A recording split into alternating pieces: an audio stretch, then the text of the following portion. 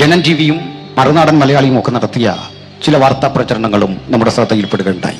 പെന്തക്കോസ്ത് സഭകളെക്കുറിച്ച്, ഞങ്ങളുടെ നടപടിക്രമങ്ങളെക്കുറിച്ച്, പ്രവർത്തനങ്ങളെക്കുറിച്ച് തെറ്റിദ്ധരിപ്പിക്കും വിധമുള്ള പ്രചരണ പരിപാടികൾ സാമൂഹ്യ മാധ്യമങ്ങളിലും അല്ലാതെയും ഒക്കെ നടന്നുകൊണ്ടിരിക്കുന്ന ഒരു കാലഘട്ടമാണ്. ഞങ്ങൾക്കെതിരെ ഉന്നയിക്കുന്ന ആരോപണങ്ങൾ പ്രധാനമായും ഞങ്ങൾ മതപരിവർത്തനം നടത്തുന്നു. രണ്ടാമത്തെ ഒരു ആരോപണം, ഈ മതപരിവർത്തനത്തിനു വേണ്ടി വിദേശ ഫണ്ട് സമാഹരിക്കുന്നു. മൂന്നാമത്തെ ഒരു ആരോപണം, അന്യമതസ്ഥരുടെ വിശ്വാസ സങ്കല്പങ്ങളെ, അവരുടെ ആരാധന രീതികളെ ആക്ഷേപിച്ചു പ്രസംഗിക്കുന്നു.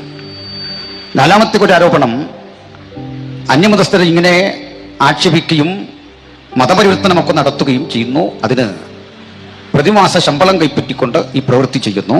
അടുത്ത കാലത്ത് 3 മാധ്യമങ്ങൾ ഒരുമിച്ച് റിപ്പോർട്ട് ചെയ്തു, സുവിശേഷകർക്ക് പ്രതിമാസ ശമ്പളം നിലച്ചു, അതുകൊണ്ട് ആലയങ്ങളൊക്കെ പൊട്ടിക്കെട്ടി എന്ന ഒരു സന്തോഷ വാർത്ത കൂടി പ്രസിദ്ധം ചെയ്തുകൊണ്ട് ജന്മഭൂമി പോലെയുള്ള പത്രവും അതുപോലെ ജനജീവിയും ഒരു സോഷ്യൽ മീഡിയ അങ്ങനെ യൂട്യൂബ് ചാനലായി പ്രവർത്തിക്കുന്ന മറുനാടൻ മലയാളിയും ഒക്കെ നടത്തിയ ചില വാർത്താ പ്രചരണങ്ങളും നമ്മുടെ ശ്രദ്ധയിൽപ്പെടുകയുണ്ടായി.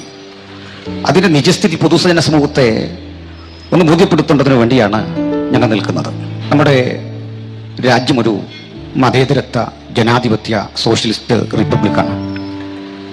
ഈ രാജ്യത്ത് ഒരാൾക്ക് മതവിശ്വാസം വച്ചു പുലർത്താനും നിരീശ്വരനായിരിക്കാനും ഇഷ്ടപ്പെട്ട മതത്തിൽ നിന്നും ആ മതത്തെ വേണമെങ്കിൽ ത്യജിച്ചിട്ട് മറ്റൊന്നിലേക്ക് മാറാനും ഒക്കെ സ്വാതന്ത്ര്യമുള്ള വിശാലമായ ഒരു ഭരണഘടനയെ ഈ രാജ്യത്ത് അവതരിപ്പിക്കപ്പെട്ടിട്ടുണ്ട്. എന്നാൽ ഏറ്റവും അടുത്ത കാലത്ത് തൊട്ടടുത്ത കോട്ടയം മെഡിക്കൽ കോളേജിൽ പരിസരത്ത് ക്രിസ്തീയ സാഹിത്യ പ്രചരണം, ലഘുലേഖയുടെ പ്രചരണം നടത്തിക്കൊണ്ടിരുന്ന ഒരു മനുഷ്യനെ തടഞ്ഞു നിർത്തി അദ്ദേഹത്തെ മാനസികവും ശാരീരികവുമായ പീഡയ്ക്ക് വിധേയമാക്കി ആക്ഷേപങ്ങൾ ഉന്നയിച്ചുകൊണ്ട് ഇനി ഇത്തരം നടപടിക്രമങ്ങൾ ആവർത്തിച്ചാൽ സർജിക്കൽ വാർഡിൽ കിടത്തും എന്ന ഭീഷണിയോടുകൂടി ഭാരതീയ ജനതാ പാർട്ടിയുടെ ജില്ലാ മേലധികാരിയായി പ്രവർത്തിക്കുന്ന ബഹുമാന്യനായ ശ്രീ ഹരി എന്ന മാന്യദേഹം മുൻകൈയെടുത്തുകൊണ്ട് നടപ്പിലാക്കിയ മനുഷ്യാവകാശ നിഷേധമായ ഒരു പ്രശ്നത്തോട് ക്രൈസ്തവ സഹജമായ ഒരു പ്രതികരണം നിർവഹിക്കേണ്ടതിന് കൂടിയാണ് ഞങ്ങൾ നിലകൊള്ളുന്നത്. അത്തരം ഒരു വസ്തുത കൂടി എടുത്തു പറയേണ്ട ആവശ്യകത കൊണ്ട് അതുകൊണ്ട് അത് പൊതിഞ്ഞ് സംസാരിക്കേണ്ട ഒരു വിഷയമായും തോന്നുന്നില്ല. അതുകൊണ്ട് തന്നെ നേരിട്ട് എനിക്കിതിൻ്റെ ഉള്ളടക്കത്തിലേക്ക് ഇനി പ്രവേശിക്കുമ്പോൾ വസ്തുതകൾ നിങ്ങൾക്ക് ബോധ്യം വരും, ബഹുജനങ്ങൾക്ക് ബോധ്യം വരും എന്ന് ഞാൻ കരുതുന്നു. ആദ്യം പറയാം, എന്താണ് ഈ പെന്തക്കോസ്ത്? വാസ്തവത്തിൽ ഞങ്ങൾ കൂടെ പറയാറുണ്ട്, ഇതൊരു മതമല്ല. അതിന് സാങ്കേതിക അർത്ഥത്തിൽ മനപരിവർത്തനം എന്നൊക്കെ പറയാറുണ്ടായിരുന്നു. എന്നാൽ ഞാൻ വിഭിന്നമായൊരു നിലപാടെന്ന് ഈ ഘട്ടത്തിൽ എടുക്കാൻ ആഗ്രഹിക്കുന്നതും സംസാരിക്കാൻ ആഗ്രഹിക്കുന്നതും. കാരണം മതമല്ല എന്ന് ഞങ്ങൾ എപ്പോഴും ബോധ്യപ്പെടുത്തുന്നത് ഞങ്ങളുടെ സമൂഹത്തെയാണ്, പൊതുജന സമൂഹത്തെ അല്ല. മതമല്ല എന്ന് പറയാൻ കാരണം ഞങ്ങൾക്ക് യേശുക്രിസ്തു ഒഴികെ ഒരാചാര്യനില്ല, ഞങ്ങൾക്ക് ഒരു തീർത്ഥാടന കേന്ദ്രമില്ല, ഞങ്ങൾക്ക് ഏതെങ്കിലും ഒരു നിറത്തോടോ ഒരു കൊടിക്കൂറയോടോ ഏതെങ്കിലും ഒരു പ്രത്യേക മുദ്രാവാക്യത്തോടോ ഒരു രാഷ്ട്രീയ കക്ഷിയോടോ ഒരു പുണ്യ ദിവസത്തോടോ ഒരു വിശേഷ കാലയളവിനോടോ ഒരു നോമ്പാചരണത്തോടോ ഏതെങ്കിലും വിധത്തിൽ പ്രതിപത്തി ഇല്ല. അതുകൊണ്ട് തന്നെ ഭൂമിയിൽ ഏതെങ്കിലും ഒരു നിറത്തോട്, ഒരു കൊടിക്കൂറയോട്, ഒരു ഭൗതിക മുദ്രാവാക്യത്തോട്, ഒരു മാനുഷിക ആചാര്യനോട്, ഒരു മാനുഷിക തീർത്ഥാടന കേന്ദ്രത്തോട് വിധേയത്വമില്ലാതെ തികച്ചും വിഭിന്നമായി പ്രവർത്തിക്കുന്ന ഒരു വിഭാഗത്തെ നിങ്ങൾക്ക് മതമെന്ന് വിളിക്കാൻ സാധിക്കുമോ? വേണമെങ്കിൽ അത് ക്രിസ്തീയതയുടെ ഒരു അവാന്തര വിഭാഗമായി പരിഗണിച്ചാൽ മതം എന്ന് പറയുന്നത് തെറ്റല്ല. അതുകൊണ്ട് തന്നെ ഒരു മതമോ ആ മതത്തിലേക്കുള്ള പരിവർത്തനമോ ഒരു അശ്ലീല പദമായി കാണേണ്ടി വരുന്ന അന്തരീക്ഷം ഏതാണ്, അതിൻ്റെ ഘട്ടം ഏതാണ്? അത്തരം ചില വസ്തുതകളിലൂടെ ഞാനൊന്ന് അടുത്തു വരുമ്പോൾ ഈ രാജ്യത്തിലെ ബഹുമാന്യരായ ആളുകളെ ബോധ്യപ്പെടുത്തേണ്ട കാര്യം തികച്ചും പരിവർത്തനത്തിൽ കൂടി തന്നെയാണ് പെന്തക്കോസ്ത് ലോകമെമ്പാടും രൂപവൽകൃതമായിട്ടുള്ളത്. പലരും തെറ്റിദ്ധരിച്ചിരിക്കുന്ന പോലെ പെന്തക്കോസ്ത് ഉണ്ടായി വന്നത് നിർബന്ധിതമായി ആരെയെങ്കിലും പിടിച്ച് ഈ വിശ്വാസബന്ധാവിന്റെ ഭാഗമാക്കി മാറ്റിക്കൊണ്ടല്ല. 2005 കൽക്കട്ടയിലെ മുക്തി മിഷനിൽ പെന്തക്കോസ്ത് വിശ്വാസ സംഹിതകളുടെ ഭാരതീയമായ ഒരു ഭാഷ്യം, ഭാരതീയമായ ഒരു ആവിഷ്കാരം നമുക്ക് കാണാൻ സാധിക്കുന്നുണ്ട്. അത് തുടക്കമിട്ടത് ഇന്ത്യയിലെ തന്നെ ഏറ്റവും ഹൈ ക്ലാസ് എന്ന് വിശേഷിപ്പിക്കാൻ കഴിയുന്ന ബ്രാഹ്മണ വിഭാഗത്തിലെ ചിത്പവൻ ബ്രാഹ്മൺസ് എന്നറിയപ്പെടുന്ന ഒരു ഉന്നത കുലജാതയായ സമൂഹത്തിന്റെ ചാതുർവർണ്ണ വ്യവസ്ഥിതിയുടെ മേൽത്തട്ടി നിൽക്കുന്ന, ലോകം പത്മശ്രീ പോലെയുള്ള ആദരവുകൾ കൊടുത്ത് ബഹുമാനിച്ചിട്ടുള്ള പണ്ഡിത രമാബായിയുടെ മുക്തി മിഷനിലാണ്. അതുകൊണ്ട് തന്നെ പറയട്ടെ, ബ്രാഹ്മണ്യത്തിന്റെയും ജാതി മേൽക്കോയ്മയുടെയും ഒരു ആധിപത്യത്തിന്റെ ഇടുങ്ങിയ വീക്ഷണഗതിയിലൂടെ പെന്തക്കോസ്തിനെ നോക്കിക്കാണുന്നവർ മനസ്സിലാക്കേണ്ട കാര്യം, പെന്തക്കോസ്തിന്റെ ഇന്ത്യൻ ഭാഷ്യം ആവിർഭവിച്ചത് ലോകമേറെ ആദരിച്ച പണ്ഡിത രമാബായിയുടെ മുക്തി മിഷനിൽ. രാജാറാം മോഹൻ റോയിയെ പോലെയുള്ള ആദരണീയരായ ആളുകൾക്ക് സതി പോലെയുള്ള ദുരാചാരങ്ങളെ നിർമ്മാർജ്ജനം ചെയ്യാൻ പ്രചോദനമായി ഭവിച്ച പണ്ഡിത രമാബായിയുടെ മുക്തി മിഷനിലാണ് ഇന്ത്യയിൽ രേഖാമൂലം പെന്തക്കോസ്ത് സഭകളുടെ ആവിർഭാവം. ആ അർത്ഥത്തിൽ ഇനി കേരളത്തിലേക്ക് വരാം. എല്ലാ വിധത്തിൽപ്പെട്ട ആളുകളെയും ഒരുപോലെ സമാഹരിച്ചുകൊണ്ട് ജാതിക്കും മതത്തിനും മുമ്പ് അവർ ഉൾപ്പെട്ടു നിന്നിരിക്കുന്ന മേഖലയ്ക്കും അവരാരായിരുന്നുവെന്ന് ചോദ്യം ചെയ്യാതെ ആത്മീയതയുടെ മണ്ഡലത്തിൽ ആദരിച്ച ഒരു സമൂഹത്തിന്റെ പേരാണ് പെന്തക്കോസ്ത് എന്ന് ഞങ്ങൾ ഉറപ്പിച്ചു പറയും. അതിന് വ്യക്തമായ ചരിത്രമുണ്ട് ഞങ്ങളുടെ പക്കൽ. ചർച്ചക്കോട്ടുകളുടെ ചരിത്രം എടുക്കുക. കേരളത്തിൽ തദ്ദേശീയനായ ചർച്ചക്കോട് നേതാക്കളുടെ പേരെടുത്താൽ അതിൽ ഊന്നിപ്പറയാൻ പറ്റിയ ഒരു പേര് ART അതിശയത്തിൻ്റെതാണ്. അദ്ദേഹം ഒരു തമിഴ് ബ്രാഹ്മണനായിരുന്നു. തമിഴ് ബ്രാഹ്മണനായ ART അതിശയം ശരവൺ സഭകളുടെ ചരിത്രം എടുക്കുക. അതിന് ആരംഭം കുറിച്ച, അക്കാലഘട്ടത്തിൽ മതേതര വിഷയങ്ങളിൽ ഡോക്ടർ ഓഫ് ഫിലോസഫി PhD കരസ്ഥമാക്കിയ, പിൽക്കാലത്ത് നമ്മളൊക്കെ ശരവൺ തോമാച്ചകൻ എന്ന് വിളിച്ച PJ തോമസിന്റെ പിതാവ് ജോൺ അയ്യാപിള്ള സാറായിരുന്നു. ART അതിശയത്തിലൂടെയും ജോൺ അയ്യാപിള്ളയുടെയും ഈഴവ വിഭാഗത്തിൽ നിന്ന് യേശുക്രിസ്തുവിനെ സ്വീകരിച്ച പാസ്റ്റർ PD ജോൺസനെ പോലെയുമുള്ള ആളുകൾ മതപരിവർത്തനം ചെയ്തു തന്നെയാണ് ഇതിന്റെ ഭാഗമായി വന്നത്. അത് സമ്മതിക്കാൻ ഞങ്ങൾക്ക് മടിയില്ല. മാത്രമല്ല, സമൂഹത്തിന്റെ ശ്രേണീനിരയിൽ ഏറ്റവും താഴെക്കിടയിൽ നിന്നും ആളുകൾ പെന്തക്കോസ്ത് സഭകളുടെ നേതൃത്വത്തിൽ എത്തിയിട്ടുണ്ട്. ഇന്ത്യയിലെ തന്നെ തദ്ദേശീയമായ ഏറ്റവും വലിയ പെന്തക്കോസ്ത് പ്രസ്ഥാനം, ഇന്ത്യയിലെ തദ്ദേശീയമായ ഏറ്റവും വലിയ പെന്തക്കോസ്ത് പ്രസ്ഥാനം ഇന്ത്യ പെന്തക്കോസ്ത് ദൈവസഭയാണ്. ആ ഇന്ത്യ പെന്തക്കോസ്ത് ദൈവസഭയെ സുദീർഘ വർഷങ്ങൾ നയിച്ചത് ദലിത് ക്രൈസ്തവനായ PL പരംജ്യോതിയാണ്. അതിന്റെ പ്രസിഡന്റായി പിൽക്കാലത്ത് വന്നത് ദലിത് ക്രൈസ്തവനായ, പരിവർത്തിത ക്രൈസ്തവനായ ജോൺ സുന്ദർ റാവു ആണ്. ജോൺ സുന്ദർ റാവുവിനെ പോലെ, PL പരംജ്യോതിയെ പോലെ പ്രമുഖരായ ആളുകൾ സമൂഹത്തിന്റെ താഴെത്തട്ടിൽ നിന്ന് ഇന്ത്യ പെന്തക്കോസ്ത് ദൈവസഭയെ നയിച്ചിട്ടുണ്ട്. സമൂഹത്തിന്റെ ഉന്നത ശ്രേണിയിൽ നിന്ന് ബ്രാഹ്മൺസ് ഉൾപ്പെടെയുള്ള പ്രധാനപ്പെട്ട ആളുകൾ ഇതിന്റെ ഭാഗമായി വന്നിട്ടുണ്ട്. അങ്ങനെ ജാതീയമായ ശ്രേണി വിഭാഗ വ്യത്യാസങ്ങൾക്കപ്പുറത്ത് മനുഷ്യത്വം എന്നൊരു തത്വത്തിലാണ് പെന്തക്കോസ്തിന്റെ ആത്മാവ് പരിലസിക്കുന്നത്.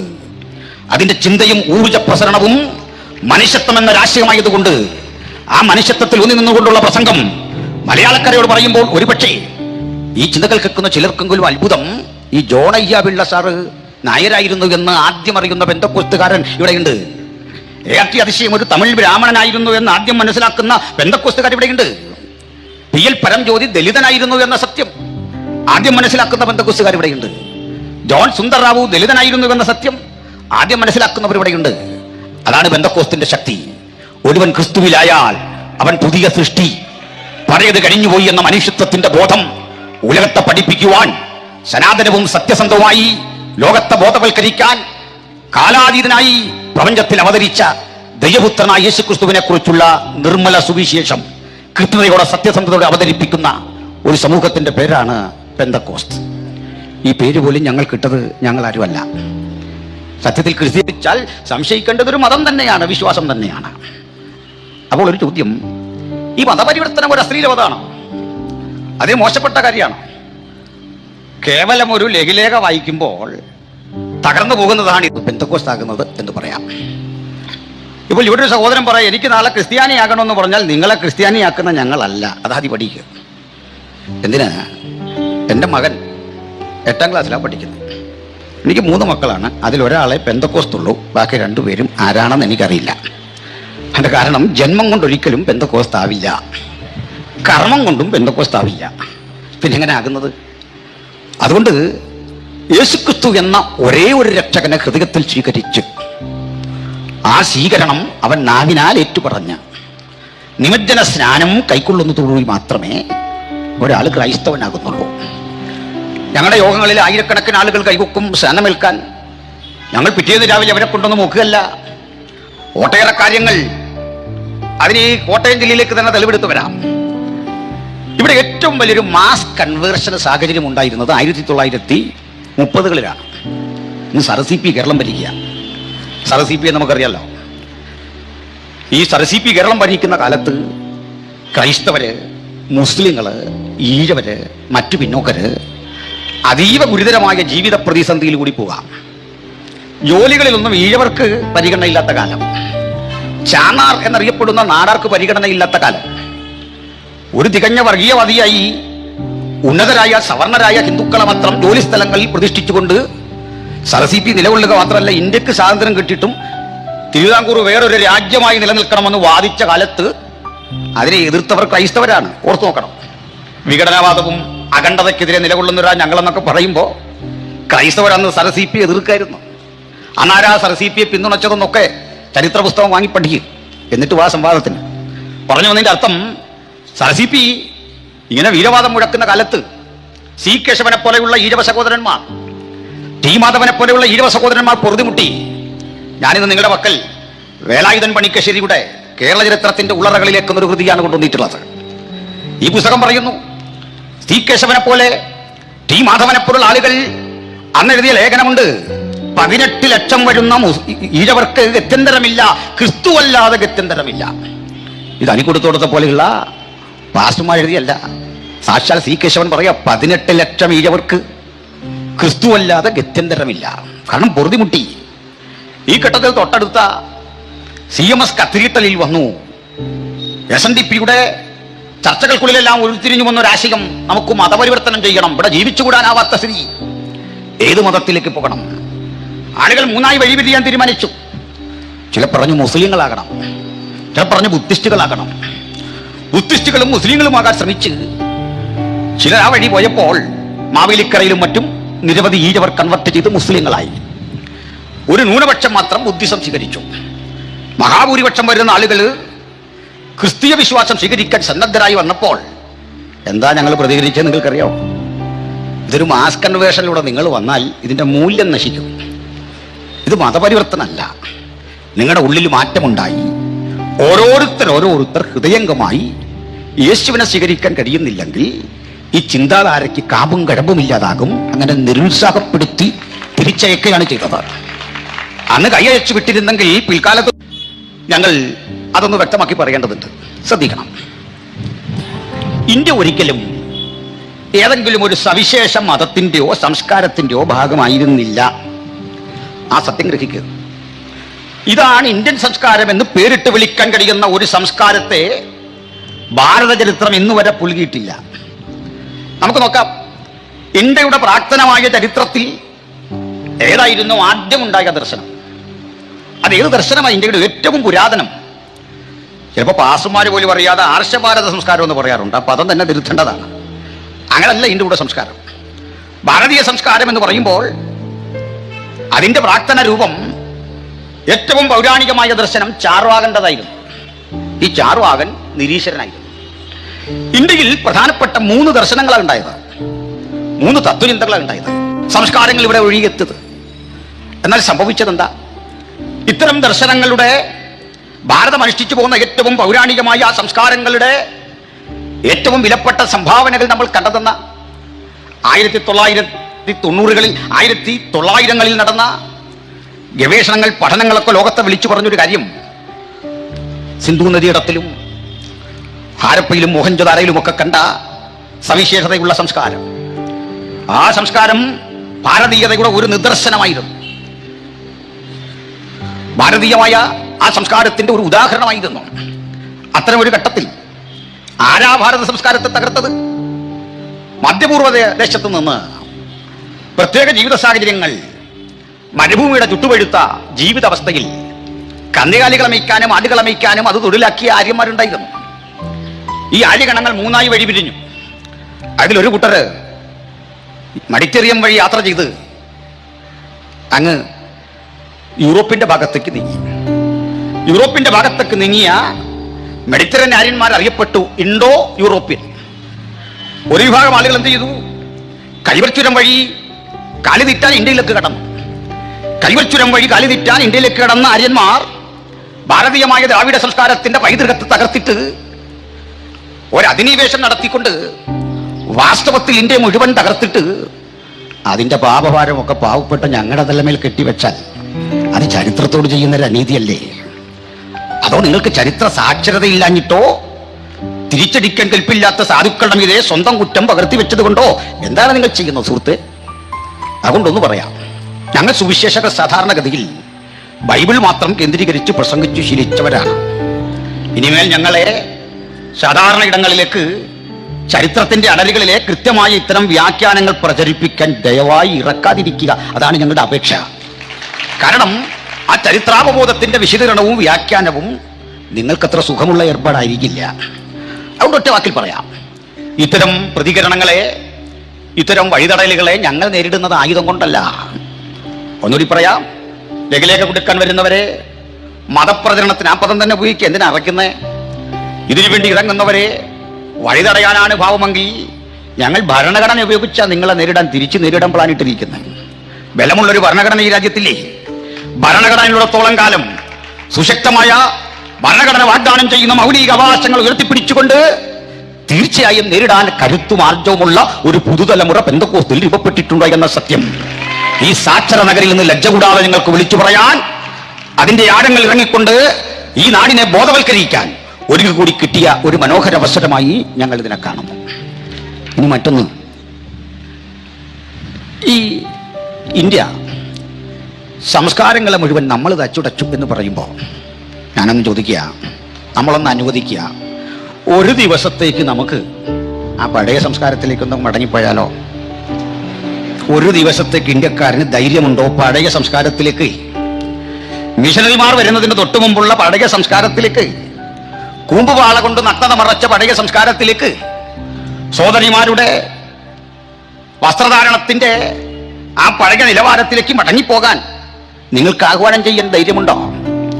ഞങ്ങൾ പറയും, ഇന്ന് മലയാളി ആർജിച്ച സകല മാറ്റങ്ങൾക്കും അവൻ വിധേയപ്പെട്ടിട്ടുള്ളത് ഈ പവിത്ര ഗ്രന്ഥത്തോടാണ്, ഈ മനോഹര കൃതിയോടാണ്. ഒന്നുകൂടി പറയട്ടെ, ഈ പ്രശ്നം ഉണ്ടായത് ഇവിടെ മെഡിക്കൽ കോളേജിൽ. ഈ മെഡിക്കൽ കോളേജ് എന്താ? അതെങ്ങനെയുള്ളൊരു സ്ഥാപനം പറയേണ്ടതുണ്ട്. ഈ ഇംഗ്ലീഷ് മരുന്നുകൾ, അലോപ്പതി എന്നൊക്കെ നമ്മൾ പറയല്ല, ഈ മരുന്നിനെ ഏറ്റവും അധികം എതിർത്ത ആളുകളാരാ? അത് കേൾക്കേണ്ടതുണ്ട്. അതല്പം കൂടെ മൂട്ടിറങ്ങി പറയാം. 1583 ഒരു ഭാരതീയൻ ആദ്യമായി കേരള ചരിത്രം എഴുതുന്നത്. ഭാരതീയൻ, ഇന്ത്യക്കാരൻ ഒരു കേരള ചരിത്രം എഴുതുന്നത് 1583. അതിനു മുമ്പൊക്കെ സാറ് മുമ്പ് പറഞ്ഞ നമ്മൾ ഐതിഹ്യം കേൾപ്പിക്കുകയായിരുന്നു. ഐതിഹ്യം പാടി അത് കേൾപ്പിക്കുകയായിരുന്നു. ഇതാ ചരിത്രം. ഐതിഹ്യമൊക്കെ നിങ്ങളെടുത്തു. പരശുരാമൻ കേരളമുണ്ടാക്കി നിങ്ങൾ ചിന്തിച്ചോ? ആ കഥയോടൊന്നും പൊരുത്തപ്പെടാനുള്ള മാനസികാവസ്ഥ എനിക്കില്ല തൽക്കാലം. അതുകൊണ്ട് തന്നെ ഈ കേരളീയൻ രചിച്ച ആ കേരള ചരിത്രം എന്താ? അതൊരു അറബി കൃതിയാണ്, ഒരു മുസ്ലിം സഹോദരൻ എഴുതിയാണ്. സൈനുദ്ദീൻ ഷെയ്ഖ് മക്തൂം, അറബി പേരുണ്ടല്ല, മക്തൂം. സൈനുദ്ദീൻ ഷെയ്ഖ് മക്തൂമാണ് ആദ്യമായി അറബി ഭാഷയിൽ ഒരു കേരള ചരിത്രം എഴുതുന്നത്. അത് കേവലം 36 വർഷത്തെ അദ്ദേഹത്തിന്റെ അധ്വാനമാണ്. അദ്ദേഹം ഒന്ന് എഴുതിയ കേരള ചരിത്രത്തിൽ രസകരമായ ഒരു കാര്യമുണ്ട്. അത് പലതും ഒരു പൊതുജന സമക്ഷം പ്രസംഗിച്ചു കിട്ടാ. ജാതിമത ഭേദമന്യേ അന്നിവിടെ നടന്നൊരു സംസ്കാരമുണ്ട്. ആ സംസ്കാരം എന്താ? പ്രായപൂർത്തിയായ ഒരു പെൺകുട്ടി, വയസ്സറിയിച്ച ഒരു പെൺകുട്ടി, ഈ പെൺകുട്ടിക്ക് കെട്ടുകല്യാണം എന്ന പേരിൽ ഒരു ആചാരമുണ്ട്. കെട്ടുകല്യാണം. എന്താ കെട്ടുകല്യാണം? ഇപ്പോഴും ആൾ ചോദിക്കാറുണ്ട്, കെട്ടുകല്യാണം എന്നാ? ചോദിക്കല്ലേ, വളരെ മോശമാണ് ചോദിക്കുന്നത്. എന്താ കെട്ടുകല്യാണം? ഈ പെൺകുട്ടിയെ, ഇത്തരം പ്രായമായ പെൺകുട്ടികളെ നിരത്തിയിരുത്തിയിട്ട് ഇവർക്കെല്ലാം വേണ്ടി ഒരു വരനെ കണ്ടുപിടിച്ച് ഇവരെല്ലാം കഴുത്തിൽ താലി കെട്ടും. ജാതി മതഭേദം തന്നെയാണെന്ന കാര്യമാണ്. ഈ താലികെട്ട് കഴിഞ്ഞാൽ പിന്നെ ഈ മനുഷ്യൻ ഇവിടെ ഭർത്താവായിട്ടൊന്നും ഇരിക്കാൻ പറ്റില്ല. അവൻ ആ ഫീസും മേടിച്ചങ്ങ് പോവാം. ആ പ്രോഗ്രാമിന് വന്നേ ഉള്ളൂ, അവൻ ആ ഫീസും കഴിഞ്ഞു പോന്നു. ഈ പെൺകുട്ടിക്ക് പിറ്റേന്ന് മുതൽ ഇഷ്ടപ്പെട്ട പുരുഷനോടൊപ്പം അവൾക്ക് ഇഷ്ടപ്പെട്ട തരത്തിലുള്ള ജീവിതം നയിക്കാം. നിയമപരമായിട്ടൊരു വ്യഭിചാരം നടത്താനുള്ള അനുമതിയാണ് ചുരുക്കത്തിൽ കെട്ടുകല്യാണം. അതൊന്ന് വ്യക്താക്കാനുണ്ട്. മതപരിവർത്തനം പറയണമല്ലോ, എന്താ അതൊന്ന് വ്യക്താക്കാനുണ്ട്. പിറ്റേന്ന് മുതൽ അവളുടെ അരികിൽ വരുന്ന ആളുകൾക്ക്, പുരുഷന്മാർക്കൊരു നിബന്ധനയുണ്ട്. അവൾ ഏത് കുലത്തിൽപ്പെട്ടവളോ അവളെക്കാൾ കൂടിയ ആളായിരിക്കണം, ജാതീയമായി കൂടിയ ആളായിരിക്കണം ഈ വരുന്നത്. അവർക്ക് നമ്മൾ ഈ ചാപ്പൽ സർവീസിലൊക്കെ ലിസ്റ്റ് ഇടുന്ന പോലെ വരുന്ന ആളുകൾക്ക് ഒരു ടൈം വെച്ചിട്ടുണ്ട്. ഇന്ന് 12 മണി മുതൽ നാളെ 12 മണി വരെ ഒരാളുടെ ഊഴം, അതിൽ പോയി കഴിഞ്ഞ് മറ്റൊരാളുടെ ഊഴം. ഇത്തരം അംഗീകൃത വ്യഭിചാരം നടന്ന സ്ഥലത്ത് ഇവൾ എത്ര പുരുഷനോട് ഇടപഴകിയോ അതൊക്കെ പെണ്ണിന്റെ കുലീനത്വമായിരുന്നെന്ന്, ഒരു കുലീന യുവതിയുടെ ലക്ഷണമായിരുന്നത്. ആ സംഭവം അങ്ങനെ നിൽക്ക ചെയ്ത് അതിന് മറുവശത്തൊരു കാര്യമുണ്ട്. ഒരു പുരുഷൻ എത്ര സ്ത്രീ വിവാഹം കഴിക്കാം, എത്ര സ്ത്രീ നിയമവസ്ഥയില്ല. ഒരു സ്ത്രീക്ക് എത്ര പുരുഷനെ വിവാഹം കഴിക്കാം. ഈ പ്രശ്നങ്ങളൊക്കെ നിൽക്ക ചെയ്ത് മതപരിവർത്തനം ഇതിന്റെ ഇടയിൽ എങ്ങനെയാ ഞങ്ങൾ വിജയിപ്പിച്ചെന്നൂടെ പറയാനുണ്ട്. അന്ന് പുരുഷന്റെ അവസ്ഥ, ഒരു പുരുഷനും മുടി വളർത്താൻ പറ്റില്ല, എല്ലാവരും ഈ കുടുമി ധരിക്കണം. ആഢ്യന്മാരൊക്കെ കുടുമി ധരിക്കുന്നത് കുടുമിക്കൊരു മഹത്വമുള്ളത് കൊണ്ടാണെങ്കിൽ ഈഴവരും ദലിതരും കുടുമി ധരിച്ചത് ഈ മുടി വെട്ടാൻ ആളെ കിട്ടത്തില്ലതാണ് അയിത്തം. കാരണം ഈ മുടി വെട്ടാൻ എല്ലാവരും പരസ്പരം വെട്ടണം, അതിനുള്ള ക്ഷമയില്ല. അതുകൊണ്ട് അവനും അത് തലയിൽ ഇങ്ങനെ കെട്ടിവെക്കും. സ്നാനപ്പെടാൻ വന്ന ആളുകളോട് സായിപ്പ് പറഞ്ഞു, ഇത് വലിയ കട്ടിയുള്ള ജീവിതമാണ്, കാരണം നിങ്ങൾക്ക് 4 ഭാര്യയില്ലേ, ഈ 4 ഭാര്യയായിട്ട് നിങ്ങൾക്ക് പെന്തക്കോസ്താകാൻ പറ്റില്ല. നിങ്ങളുടെ വീട്ടിൽ ഇങ്ങനൊരു പെൺകുട്ടിയില്ലേ, അവളുടെ ഈ ജീവിതചര്യയായിട്ട് നിങ്ങൾക്ക് പെന്തക്കോസ്താകാൻ പറ്റില്ല. വളരെ വേദന നിറഞ്ഞൊരു സംഭവം ഈ തിരുനക്കരുതനുണ്ടായി അന്നത്തെ ചരിത്രത്തിൽ. ഈ കാവാലം ഭാഗത്തുള്ള ഒരു മനുഷ്യൻ, അയാൾക്ക് 2 ഭാര്യമാരാ. അദ്ദേഹത്തോട് ഞങ്ങൾ പ്രസംഗിച്ചു. അന്നത്തെ ഞങ്ങളുടെ പൂർവികർ പ്രസംഗിച്ചിട്ട് ഇത് ശരിയല്ല എന്ന് പറഞ്ഞിട്ട് പറഞ്ഞു, ഞങ്ങളുടെ കൂടെ നാളെ മുതൽ സഹവാസമെങ്കിൽ ഇതിൽ ഒരാളെ ആകാവൂ. ഇദ്ദേഹത്തിനൊരു ആശങ്ക, ഇതിൽ ആര് വേണം? കാരണം ഒരാൾ നല്ല സുന്ദരിയും ആരോഗ്യവതിയുമായ ഒരു സ്ത്രീയാണ്, ഒരാൾ രോഗിയാണ്. പക്ഷെ സായിപ്പിനെ അമ്പരപ്പിച്ചുകൊണ്ട് അദ്ദേഹം മറുപടി പറഞ്ഞു, രോഗിയും സാധുവുമായ ആ സ്ത്രീയെ മതി. സായിപ്പ് അമ്പരന്നു. എന്താ അങ്ങനെ പറയാൻ കാരണം? പറഞ്ഞ കാരണം, സുന്ദരിയും യൗവനക്കാരിയെ അവൾക്ക് മറ്റൊരു ഭർത്താവിനെ കിട്ടും. എവളെ ഇനി ആര് നോക്കാനാ, ഞാൻ നോക്കിക്കൊള്ളാം. സായിപ്പ് അത് കേട്ട് അദ്ദേഹത്തെ അനുഗ്രഹിച്ച് തെറ്റുകൾ ഏറ്റുപറഞ്ഞ് കരഞ്ഞ, തൊട്ടടുത്ത ജലാശയത്തിൽ മുക്കിപ്പൊക്കി അതിനു മുമ്പേ കുടുമിയൊക്കെ കളഞ്ഞ, പുകവലിക്കരുത്, മോഷ്ടിക്കരുത്, തെറി പറയരുത്, അനാശാസ്യ ജീവിതം നയിക്കരുത്, ഇതെല്ലാം ഉറപ്പാക്കിയിട്ടേ ഈ വെള്ളത്തിൽ ഇറക്കൂ. എന്ത് കട്ടിപ്പണിയാന്നോർത്ത്. ആശുപത്രി കൊണ്ടൊരു ലഘുലേഖ കൊടുക്കുമ്പോഴേക്ക് നിങ്ങൾ അറിയുന്നുണ്ടോ മതപരിവർത്തനം ഇത്ര സങ്കീർണമായൊരു പ്രക്രിയയാണെന്നുള്ള കാര്യം? അത് ലളിതമല്ല. അല്പം കൂടെ പറയട്ടെ. അതുപോലെ നമ്മുടെ ഭാരതം കണ്ട ചികിത്സ എന്താ? കേരളം കണ്ട ചികിത്സ ആയുർവേദമാണ്. എന്തായിരുന്നു ആയുർവേദം? അത് ചെയ്യാനും പ്രവർത്തിക്കാനും ഒക്കെ ഇവിടെ അധികാരം ബ്രാഹ്മണസിനുള്ളൂ. പിന്നീട് ഇത് നിയമം വഴി ക്രൈസ്തവർക്ക് നൽകി. ആയുർവേദ പോലെയുള്ള ചികിത്സകൾ ചെയ്യാൻ അനുമതി കൊടുത്തു.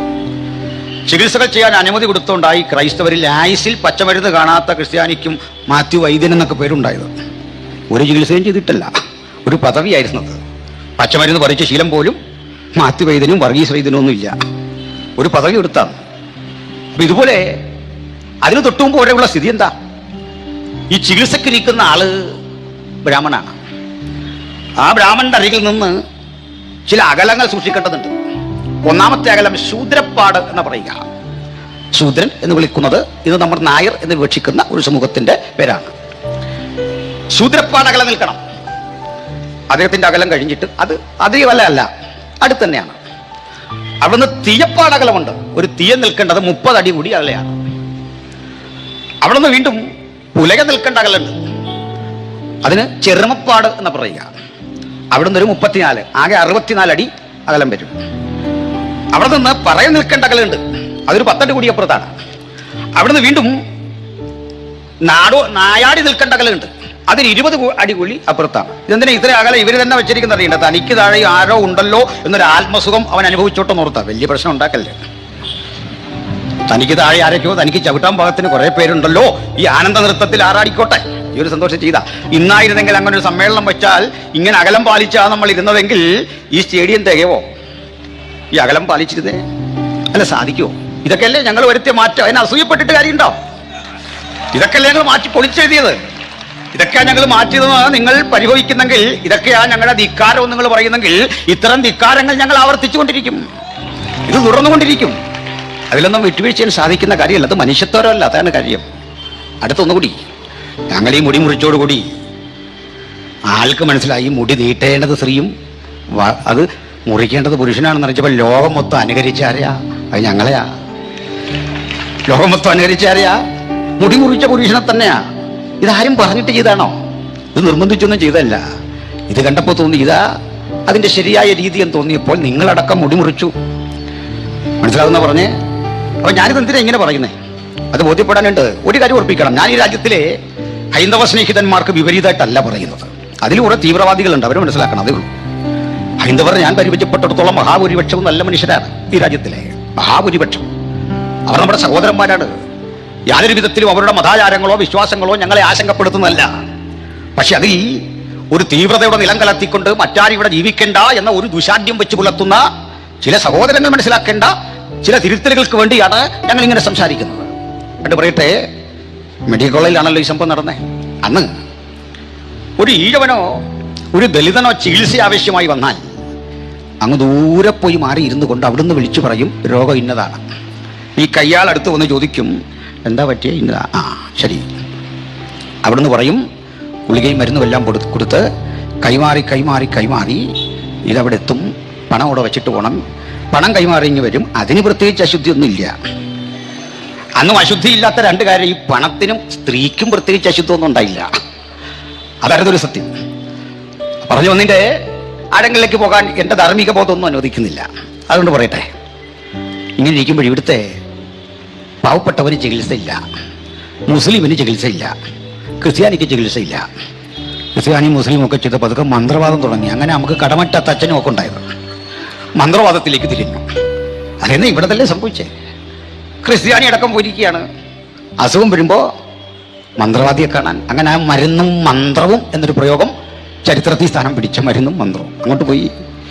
ഇതൊക്കെ മാറ്റിയത് കേണൽ മൺറോ ദിവാനായി അധികാരമേറ്റ കേരളത്തിൻ്റെ സാമൂഹ്യ നവോത്ഥാന കാലഘട്ടത്തിലാണ്. അന്നെന്താ വന്നേ?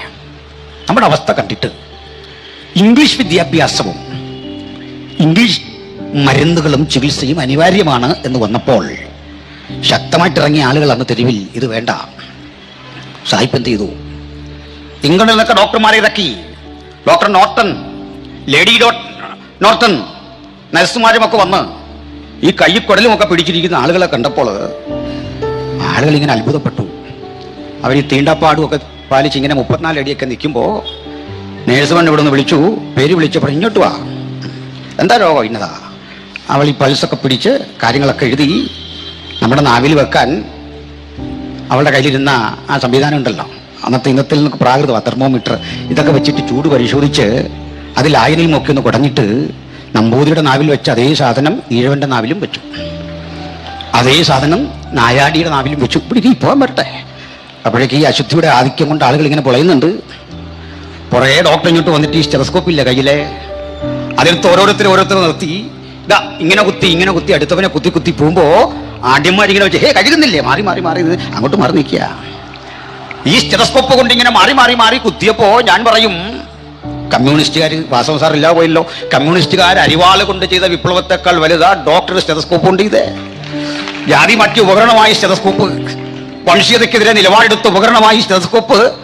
അന്നതിനെ എതിർത്ത ആളുകളാ ഇന്ന് നമ്മളെ വഴി തടയുന്ന, അവിടെ കൊണ്ടിട്ട് ആട്ടി കൊടുക്കലെന്ന്, ആ പരിസരം വരിയേ പോകരുതെന്ന് തിട്ടൂരം കൽപ്പിച്ച് നാടുകടത്താൻ ശ്രമിക്കുന്നത്. എന്തൊരു മോശ. ചുരുക്കത്തിൽ ഇപ്പം ഞങ്ങൾ കൊണ്ടുവന്ന സംസ്കാരങ്ങളെ മുഴുവൻ എടുത്തിട്ട് ഇനി നമ്മൾ പോകണോ? ഇനി എങ്ങോട്ടാ പോകണ്ട? ചുരുക്കത്തിൽ ആധുനിക വിദ്യാഭ്യാസം ഇതൊക്കെ കൊണ്ടുവന്ന ആരാ ഈ രാജ്യത്ത്? അതുവരെയുള്ള സ്ഥിതി എന്താ? ഇവിടെ ആളുകൾ പഠിച്ചും ഗ്രഹിച്ചും വച്ചത് സംസ്കാരം എന്ന് പറയുന്നത്, അറിവ് എന്ന് പറയുന്നത് സംസ്കൃതം പഠിക്കാനുള്ള ഒരാളുടെ കഴിവാണ്. സംസ്കൃതം പഠിക്കാനുള്ള കഴിവ് അറിവാണെന്ന് ധരിച്ച ഇടത്ത് നിന്ന് ഇംഗ്ലീഷ് വിദ്യാഭ്യാസം ലോകത്തെ എങ്ങനെ മുമ്പോട്ട് നയിച്ചു നിങ്ങൾക്കറിയാമല്ലോ. ശാസ്ത്രം ലോകത്തെ എങ്ങോട്ട് മുന്നോട്ട് നയിച്ചു നിങ്ങൾക്കറിയാമല്ലോ. അതിന് സുഹൃത്തുക്കളെ പറയട്ടെ, പെന്തക്കോസ്തും ക്രിസ്തീയ വിശ്വാസവും ഇവിടെ പലരും കാണുന്നത് പോലെ അശാസ്ത്രീയമായി ഒന്നല്ല. ലോസ് പാരഡൈസ് എഴുതിയ മിൽട്ടൺ ഉണ്ടല്ലോ, ആ മിൽട്ടൺ പെന്തക്കോസ്തായിരുന്നു. പ്രസിദ്ധങ്ങളായ തത്വചിന്തകൾ ലോകത്തിന് കൊടുത്ത പലരും പെന്തക്കോസ്തായിരുന്നോ? റോബർട്ട് ബ്രൗണിംഗ് പെന്തക്കോസ്തായിരുന്നോ? ഐസക് ന്യൂട്ടൺ പെന്തക്കോസ്തായിരുന്നോ? പാട്ടുപാടി ആത്മാവിൽ ആരാധിച്ച് അന്യഭാഷ പറയുന്ന ആളായിരുന്നു സർ ഐസക് ന്യൂട്ടൺ. ലോകത്തെ ശാസ്ത്രവും തത്വചിന്തയും പഠിപ്പിക്കുന്നതിൽ, ചരിത്രം പഠിപ്പിക്കുന്നതിൽ ഞങ്ങൾക്കാട്ടിയ ആർജവും അവബോധവുമുണ്ട്. അതുകൊണ്ട് ഇന്നും ഞങ്ങൾ ഇതൊക്കെയാ ചെയ്യുന്നത്. ഞാൻ ചോദിക്കുന്നു, ബഹുമാനപ്പെട്ട സഹോദരി സഹോദരന്മാരെ, ഞങ്ങൾ ഒരിക്കലെങ്കിലും നിങ്ങളുടെ പ്രീമേഴ്സിലേക്ക് വന്ന് ഏത് ലഘുലേഖയിലാതുള്ളത്? ഇത് വ്യാജമായൊരു പ്രചരണമാണ്. ഈ പ്രചരണത്തിനൊരു കാരണമുണ്ട്, അതുകൂടി പറഞ്ഞ് ഞാൻ ഉപസംഹരിച്ചുകൊള്ളാം. ഈ ഫാസിസം എപ്പോഴും നിലനിൽക്കുന്നത് ഒരു ആശയത്തിന്റെ അടിത്തറയിലല്ല. ഫാസിസം നിലകൊള്ളുന്നത് എപ്പോഴും ഒരു ശത്രുവിനെ ക്രിയേറ്റ് ചെയ്തുകൊണ്ടാണ്. തീവ്രവാദം എപ്പോഴും നിലകൊള്ളുന്നത് ഒരു ശത്രുവിനെ ക്രിയേറ്റ് ചെയ്യണം, അല്ലെങ്കിൽ അതിനെ നിലനിൽപ്പില്ല. എക്സാമ്പിൾ, ഇത്തരം തീവ്രവാദ സംഘടനകളും സംവിധാനങ്ങളും 1925 രൂപം കൊള്ളുന്ന ഘട്ടത്തിൽ നാഗ്പൂരിലും മറ്റും മുസ്ലിങ്ങളുടെ എണ്ണം തീരെ കുറവാണ്. പക്ഷെ അന്ന് ഇത്തരം തീവ്രവാദ ചിന്തകൾ പ്രചരിപ്പിച്ച ആളുകൾ പറഞ്ഞത്, നമ്മൾ വളരണമെങ്കിൽ മുസ്ലിങ്ങൾ നമുക്കെതിരാണ് എന്ന ഒരു ചിന്ത കൊടുത്തെങ്കിലേ നമ്മുടെ സമൂഹത്തെ ഏകീകരിക്കാൻ സാധിച്ചു. കേരളത്തിലേക്ക് വന്നപ്പോൾ സ്ഥിതി മറ്റൊന്നായി. കാരണം ഇന്നിവിടെ ഒരു മതത്തെ വളർത്താൻ, ഒരു രാഷ്ട്രീയത്തെ വളർത്താൻ ബഹുമാന്യരായ മുസ്ലിം സഹോദരങ്ങളെ ആരെങ്കിലും ലക്ഷ്യമിട്ട് ശത്രുപക്ഷത്തെ നിർത്തിക്കൊണ്ട് ഒരു വിചാരണ ചെയ്താൽ അവർക്കതിനെ നേരിടാൻ വേണ്ട സൗകര്യങ്ങളും സംവിധാനങ്ങളുമുണ്ട്. സംഘടിത മതങ്ങൾക്കെല്ലാം ഉണ്ട്. അപ്പൊ ഇത്തരം കക്ഷികൾ നോക്കുമ്പോൾ ഏറ്റവും ദുർബലരായൊരു സമൂഹം പെന്തക്കോസ്താണ്. പെന്തക്കോസ്തരെ ശത്രുപക്ഷത്ത് നിർത്തിക്കഴിഞ്ഞാൽ അവര് തിരിച്ചടിക്കില്ല, അടികൊണ്ട് തിരിച്ചു പോകും. ഭീഷണിക്ക് മുമ്പിൽ അവര് തോറ്റുമടങ്ങും. അവരെ ഉപദ്രവിക്കാൻ എളുപ്പമാണ്. അതൊരു പരിധിവരെ സത്യമാണ്. ആ തികഞ്ഞ സത്യത്തെ ഞങ്ങൾ ഉൾക്കൊള്ളുന്നു. മറിച്ചൊരു കാര്യം പറയാം. ഞാൻ ചോദിക്കുന്ന ഒരു ചോദ്യം, ജീവിതത്തിൽ എവിടെങ്കിലും നിങ്ങൾ കണ്ടിട്ടുണ്ടോ ഞങ്ങൾ പെന്തക്കോസ്തർ ഇത്തരം ഒരു പൊതു സ്ഥലങ്ങളോ പൊതുവിടങ്ങളോ കയ്യേറിക്കൊണ്ട് മതപ്രചരണം നടത്തുന്ന രീതികൾ കണ്ടിട്ടുണ്ടോ? പൊതുജനങ്ങൾക്ക് ബുദ്ധിമുട്ടുളവാക്കും വിധമുള്ള ഏതെങ്കിലും ആത്മീയ പ്രചരണങ്ങളിൽ ഞങ്ങൾ ഏർപ്പെടുന്ന കണ്ടിട്ടുണ്ടോ? നിങ്ങളുടെ വീടുകളിലേക്ക് വന്ന് ഞങ്ങൾ ലഘുലേഖകൾ തന്നിട്ടുണ്ട്, സത്യമാണ്. നിങ്ങൾ ഞങ്ങളുടെ വീട്ടിലും വന്നിട്ടുണ്ട്, ഉത്സവ കമ്മിറ്റികൾ ആഘോഷത്തിന് വന്നിട്ടുണ്ട്, സ്നേഹപൂർവ്വം സ്വീകരിച്ചിട്ടുണ്ട്. അതല്ലേ പരസ്പര സ്നേഹം. നാളെയും നിങ്ങൾ ഉണ്ടാകണം, ഞങ്ങളുടെ വീടുകളിലേക്ക് സ്വാഗതം. തിരിച്ചൊന്നുകൂടി പറയാം, നിങ്ങളുടെ ലഘുലേഖകളോ പ്രസിദ്ധീകരണങ്ങളോ എന്തുണ്ടെങ്കിലും എത്ര കെട്ടുകഴിഞ്ഞ് തന്നേക്ക്, ഞങ്ങളുടെ കുഞ്ഞുങ്ങൾക്കൊക്കെ കൊടു. ഇവിടുന്ന് ഒരാൾ അങ്ങോട്ട് പോയാൽ ഞങ്ങൾക്ക് പ്രതിഷേധമൊന്നുമില്ല, ഒരു പ്രതിഷേധവും ഇല്ല. അങ്ങനെ ആശങ്കപ്പെട്ട് വളർത്തുന്നൊരു മാർഗമൊന്നുമല്ല ഇത്. ഇത് സ്വാതന്ത്ര്യത്തിന്റെ മാർഗമാണ്. ഒന്നുകൂടെ ഈ ബംഗാളി ഭാഷയിലേക്ക് രാമായണവും മഹാഭാരതവും പരിവർത്തനം ചെയ്ത ആരാന്നറിയോ? വില്യം കേറിയ. ബംഗാളി വായിക്കുന്ന മഹാഭാരതവും രാമായണവും വിവർത്തനം ചെയ്തത് വില്യം കേറിയാണ്. വില്യം കേറി വിവർത്തനം ചെയ്തു എന്ന് പറഞ്ഞ അന്നാരും ക്രൈസ്തവരാരും വില്യം കേറി ആക്രമിക്കാൻ ചെന്നില്ല. ഈ സമയം കൂടെ ബൈബിൾ പഠിച്ചാൽ പോരെ, നിങ്ങൾ എന്തിനും ആവശ്യമില്ലാത്തതിന് പോകുന്നതെന്ന് ചോദിച്ചില്ല. അദ്ദേഹത്തെ സപ്പോർട്ട് ചെയ്യുക ചെയ്തേ. തിരിച്ചും പറയാം, നമ്മുടെ പൂർവികരാരും ഇങ്ങനെ ആയിരുന്നില്ല. ഒരു കാര്യം കൂടി പറഞ്ഞത് നിർത്തിക്കൊള്ളാം. കേരളത്തിൽ ഞങ്ങൾ ഉപയോഗിക്കുന്ന ഈ ബൈബിളുണ്ട്. വില്യം കേറി രാമായണവും മഹാഭാരതവും ഒക്കെ വിവർത്തനം ചെയ്തപ്പോൾ ഞങ്ങൾ ഉപയോഗിക്കുന്ന ഈ ബൈബിൾ ഞങ്ങൾക്ക് തന്നത്, മലയാളത്തിലാക്കി തന്നത് ഈ രാജ്യത്തിലെ ഹൈന്ദവ സഹോദരന്മാരാണ്. നമുക്ക് അങ്ങോട്ടും ഇങ്ങോട്ട് സ്നേഹിച്ച് സഹകരിച്ചു പോകേണ്ടതുണ്ട്. മഹാഭൂരിപക്ഷം ഹൈന്ദവ സഹോദരന്മാരും അങ്ങനെ ഉള്ളവരുമാണ്. അവരുടെ സ്നേഹവും പരിഗണനയും ഒക്കെ ആണ് ഈ രാജ്യത്തിന്റെ നിലനിൽപ്പിന്റെ ആധാരം. അപ്പോൾ ഏതാണ്ട് 1800-കളിൽ നമുക്കൊരു ബൈബിൾ ഉണ്ടാകണമെന്ന് ആഗ്രഹിച്ച്, ബൈബിളിന്റെ പരിഭാഷ ഉണ്ടാകണമെന്ന് ആഗ്രഹിച്ച് സെനറ്റർ ഷെറാംപൂർ കോളേജിന്റെ പ്രിൻസിപ്പളായിരുന്ന ക്ലോഡിയസ് ബുക്കാനൻ ഇവിടെ വന്ന് ദിവാനാസ്യോസ് ആറാമനെ സമീപിച്ചു. സുറിയാനി സഭയുടെ മേലധികാരി. അദ്ദേഹം സ്വീകരിച്ചു. അദ്ദേഹം പറഞ്ഞു, നിങ്ങൾ ഈ സുറിയാനി ഭാഷയിൽ മാത്രം വായിച്ചാൽ ആർക്കും മനസ്സിലാവില്ല, അതാണ് അതിൻ്റെ ശക്തി. ആർക്കും മനസ്സിലാകുന്നില്ല എന്നുള്ളതാണ് അതിൻ്റെ ശക്തി. അതുകൊണ്ട് ഇത് ജനങ്ങൾക്ക് മനസ്സിലാകണം, അതുകൊണ്ട് ഇത് പരിഭാഷ വേണം. അപ്പോൾ അടുത്തൊരു അപകടം, ഇത്തരൊരു സുറിയാനി ഭാഷയിലെ ബൈബിൾ കിട്ടണമെങ്കിൽ എളുപ്പമല്ല. അന്ന് റാന്നിയിലെ സെന്റ് തോമസ് വലിയ പള്ളിയിൽ മാത്രമാണ് മധുവയ്ക്കകത്ത് സൂക്ഷിച്ചു വെച്ചിരിക്കുക. എടുത്തോണ്ട് വന്നു, പരിഭാഷ തുടങ്ങി. ആ പരിഭാഷയാ ബൈബിളിൻ്റെ ആദ്യത്തെ പരിഭാഷ. ആദ്യത്തെ 4 പുസ്തകങ്ങൾ, മത്തായി, മർക്കോസും ലൂക്കോസും യോഹന്നാനും. ആ പരിഭാഷയ്ക്കൊരു തമിഴ് ചുവ ഉണ്ടായിരുന്നു. അതിൽ തമിഴ് ചുവയുള്ള മലയാളത്തിൽ എഴുതി അബ്രഹാം ഇസ്ഹാക്കിനെ പെറ്റാൻ ജനിപ്പിച്ചു എന്നുള്ളതിന്. ഇസ്ഹാക്ക് യാക്കോബിനെ പെറ്റാൻ.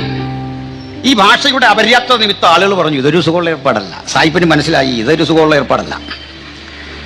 അദ്ദേഹം ഒന്ന് മനസ്സിലാക്കിയത്, നമ്മൾ ക്രൈസ്തവരെ ഇത് പരിഭാഷപ്പെടുത്താൻ ഏൽപ്പിച്ച അതൊരു നല്ല പണിയല്ല. ഭാഷയിൽ നല്ല പ്രാവീണ്യമുള്ള ആളുകളെ തേടി നടന്നപ്പോൾ നമ്മൾ പോയി ഡിപ്പെൻഡ് ചെയ്തത് നല്ല ലക്ഷണമൊത്ത ഭാഷാ പരിജ്ഞാനമുള്ള സംസ്കൃത മലയാള പണ്ഡിതന്മാരെയായിരുന്നു. അദ്ദേഹം ബെഞ്ചമിൻ ബെയ്ലിയിലേക്ക് കാലത്തിലേക്ക് എത്തുമ്പോൾ ബെഞ്ചമിൻ ബെയ്ലി കൊച്ചിയിൽ സ്ഥിരതാമസക്കാരനായ മോസസ് ഇസാർഫതി എന്ന ഒരു യഹൂദനെയും അക്കൂടെ വൈനദാത അയ്യർ എന്ന ഒരു മഹാനുഭവനെയും ചാത്തുമേനോൻ എന്ന ഒരു മേനോനെയും ചേർത്താണ് ബൈബിള് പരിഭാഷ തുടങ്ങുന്നത്. ഇതിൽ ചാത്തുമേനോൻ അഗാധ പാണ്ഡിത്യം മലയാളത്തിലും ഇംഗ്ലീഷിലും സംസ്കൃതത്തിലും തമിഴിലും ലാറ്റിനിലും ഒക്കെ ഉള്ള ഒരാളായിരുന്നു. അറിയാമെന്നല്ല, നല്ല പാണ്ഡിത്യം. ഫീസുമൊക്കെ പറഞ്ഞൊത്തു കൊണ്ടുവന്നു. ഉണ്ണായി വാര്യരുടെയും മറ്റും കൃതികളിൽ അവഗാഹ പാണ്ഡിത്യമുള്ള ഒരു വ്യക്തിത്വം.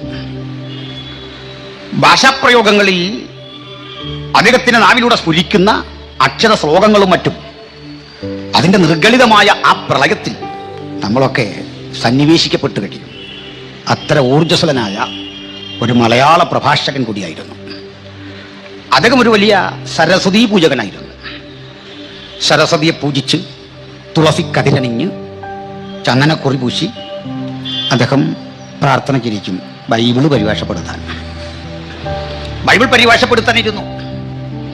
അദ്ദേഹം യേശുവിനെ വിളിച്ചു, യേശു ഭഗവാൻ, ക്രിസ്തു ഭഗവാൻ, അതാ വിളിച്ച്. അദ്ദേഹത്തിന് എല്ലാ ദൈവങ്ങളെയും വിശ്വാസമാണ്. അദ്ദേഹം പരിഭാഷ ആരംഭിച്ചു. ഇടയ്ക്കിടയ്ക്ക് പറയും, എനിക്ക് യേശു ഭഗവാനോട് സ്നേഹമാണ്. യഹോവ ഭഗവാൻ എന്നൊരു ഘട്ടത്തിൽ ഉദ്ധരിച്ചു. അങ്ങനെ പരിഭാഷപ്പെടുത്തി വരികയാണ്. അദ്ദേഹത്തിന്റെ സ്വാധീനത്താലാണ് നമ്മുടെ അപ്പോസ്തല പ്രവൃത്തിയിലും മറ്റും പട്ടണ മേനവൻ എന്നൊരു പദം കാണുന്നത്.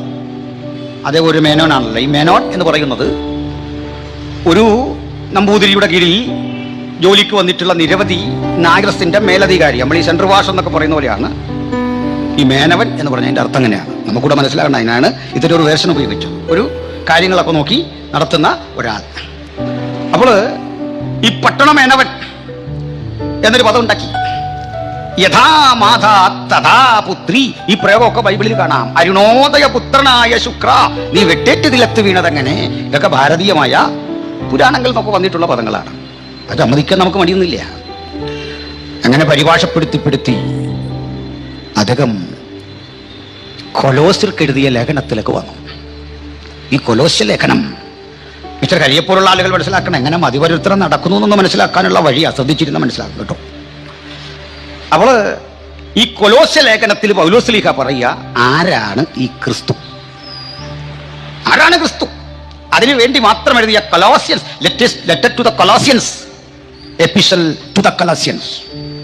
കാരണം കൊലോസ്യനിൽ ക്രിസ്തുവിനെ കുറിച്ച് ഒത്തിരി ആശങ്ക തോന്നി. ആരാണ് ഈ ക്രിസ്തു? ചില ആളുകൾ ഈ ഭക്തിയുടെ തീവ്രത കൊണ്ട് പറഞ്ഞു, ക്രിസ്തു ഒരു മനുഷ്യനൊന്നുമല്ല. യേശു ക്രിസ്തു നടന്നു പോകുന്ന വഴിയിൽ കാൽപാദം പതിയില്ല. എന്താ കാര്യം? യേശുവിന്റെ ശരീരം ഉണ്ടെന്ന് തോന്നിപ്പിച്ചതേ ഉള്ളൂ. യേശു ഫാൻഡം കണക്കായിരുന്നു, ഈ മായാവി എന്നൊക്കെ പറയും പോലെ.